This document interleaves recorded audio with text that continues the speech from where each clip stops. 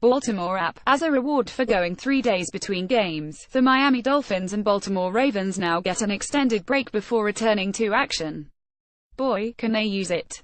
The Dolphins 43 have to find a way to get their offense moving, and they have to decide whether to use Jay Cutler or Matt Moore at quarterback.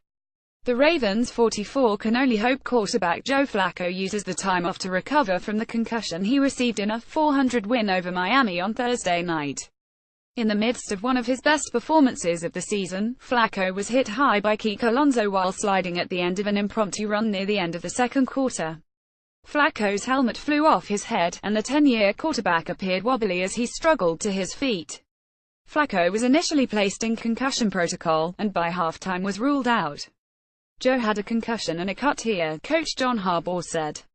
They were stitching it up without any anesthesia, so he's a tough dude. That's as much as I know. The coach hopes that tough dude is ready to play on November 5th, when Baltimore faces Tennessee on the road. Miami, meanwhile, was looking for so much more from Moore in his first start of the year. Subbing for the injured Cutler ribs, Moore went 25 for 44 for 176 yards. If Cutler is healthy on November 5th, he will likely start against Oakland. Some things we learned about the Ravens and Dolphins: a bit too simple with a team that's been held scoreless twice in 5 weeks and a fill-in quarterback. Miami coach Adam Gase has tried to simplify the offense for the Dolphins.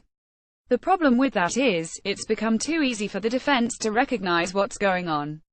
100%, that's what it is, Gase said. That's what happens when you cut it back like that, it becomes a little easier to defend. We got to start doing something right. Squashing the run. The Ravens came into the game dead last in the NFL in run defense after going a league record 21 straight seasons holding teams to less than 4 yards per carry.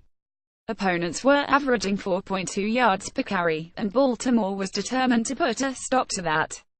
That's not what we're about, giving up a bunch of yards in the running game, Harbaugh said. They took it personally. I'm sure they did. The Ravens allowed the Dolphins only 45 yards on 19 carries, a 2.4-yard average. An easy fix in a lot of ways: communications issues, the inability to stop the runs, not pressuring the opposing quarterback. The Dolphins' defense has only itself to blame for its shoddy performance. Accepting responsibility for the self-inflicted wounds and eliminating them is where defensive end Cameron Wade thinks Miami's turnaround must start. As much as that's frustrating, that's probably the easiest thing to fix, he said. Not satisfied winning a game in record-breaking fashion can be intoxicating. To Terrell Suggs, the Ravens' most lopsided shutout in franchise history means they simply have to work harder to do it again. Baltimore lost 4 of 5 before coming up big against the Dolphins in a must-win situation. We have a lot of work to do. We're 44, Suggs said. Mediocrity is the worst thing in the world.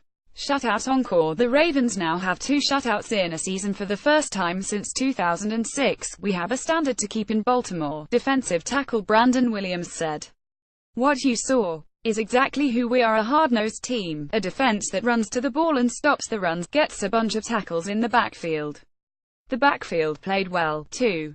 C.J. Mosley and Jimmy Smith scored on interception returns, the 4th time in Ravens history that the defense has tallied 2 TDs in a game. ____ For more NFL coverage, www.pro32.app.org and app. NFL Twitter feed http twitter.com app_null copyright 2017 The Associated Press. All rights reserved. This material may not be published, broadcast, rewritten or redistributed.